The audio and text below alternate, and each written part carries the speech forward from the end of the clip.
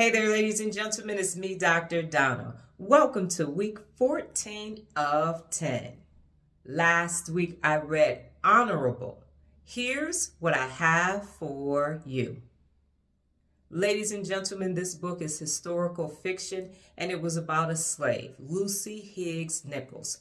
She and her husband and her daughter escaped their plantation and found themselves as members of the 23rd Infantry during American Civil War. Now, what took place during that time is that her husband went on to fight, and unfortunately, he did not make it. Her and her daughter continued to serve, and they helped the soldiers. She was not only a nurse, but a caregiver as well as a chef and also a seamstress. And she also did the laundry for the soldiers. And she went with them to between 28 and 30 battles. And unfortunately, during that time, there was a smallpox outbreak and her daughter did not make it either. Now, that part of the story seems unfortunate, and it was. But I would like to shed light on the principles of real leadership that she demonstrated. So number one, she took a risk. She ran away, knowing that she could possibly be caught and then be punished if she was caught for running away. She then became a leader with soldiers, infantry soldiers, where she had spent all of her life on plantations. And she definitely didn't ever have a weapon and fight, but she did fight the good fight. She sang with the soldiers. She nursed them back to health. She prayed with the soldiers that weren't going to make it. She was there with her daughter, teaching her how to be a leader. She had empathy. And the best part about all of it was that her faith was unwavering throughout the entire time. And that's the part that I thought was so admirable, with all that sickness and disease and just dysentery and everything else, and soldiers having to lose limbs and just moving from place to place in rail cars and boats and just in inclement weather year after year after year after year. And she was able to endure it with her faith. She was the first and only woman who also received a pension, which is part of the story as well. So as I think about Lucy and everything that she has had to endure, I think about myself as well. And I say that you have to have a faith that surpasses all understanding if you are going to access your best and do things that are just uncommon, the hard things, the hard right over the easy wrong. And she made that choice time and time again. So I challenge you to ask yourself, do you make the hard right over the easy wrong choices on the daily basis? Do you take risk? Do you exercise your faith? Are you leading by example? Are you being of a service even when you lose loved ones? When adversity strikes, do you strike back or do you just cower in a corner somewhere? I am recommending this book, and I am saying it because it is a story of compassion. It is a story of life-changing events and how those events shape the course of your life.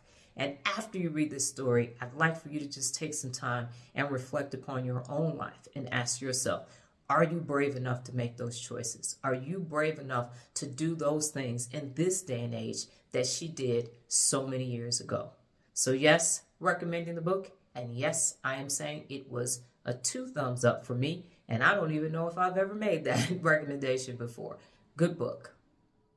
Last week's next cycle, ladies and gentlemen, I hate fiction, or I hated fiction. And when I first started reading the book, I was angry and I was like, I'm going to read this. I'm back in Miss Gates' 10th grade English class. This is the reason why I couldn't read in the first place. And this language is done. And I was just on and on for 2 days. I'm just ranting and raving, just mad, telling my doctor, my daughter, I'm telling her, I don't think I'm going to be able to finish this book. And the first time in the history of all the book challenges, I don't even want to finish it. I just want to pick another book. I want to pick another book. I want to pick another book. And then I got to page 58 and I shut up and I continued to read the book. And I said, okay, now I'm over all of this trauma from high school and this literature, and you have to read it, and it's so good. And I even looked it up, and I said, what is the purpose of nonfiction? Of fiction, and what is the purpose of it? And this doesn't make any sense. It doesn't make any sense. And the more I read it, I just realized that there was a time when I couldn't read business books, and there was a time when I didn't like poetry. And as you know, I wrote 26 poems.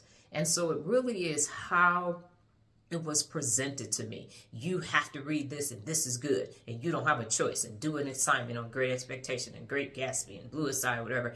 And I never understood it. It was never explained to me, what is the purpose of fiction? Why is it necessary for you to read it? It was just, we got 4 years of English and you're just going to read it and you better write a paper and you better know the answers in it. So I didn't like how it was presented to me. It's basically why I said, I'm never reading fiction. This is just, ugh.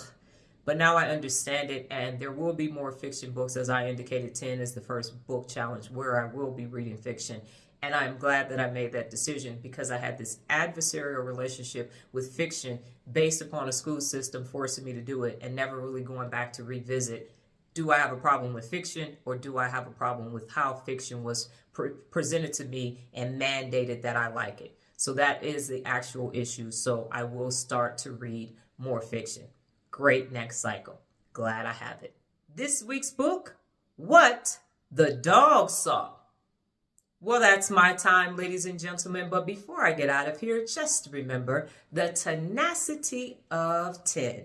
Let the next cycle begin. Adios.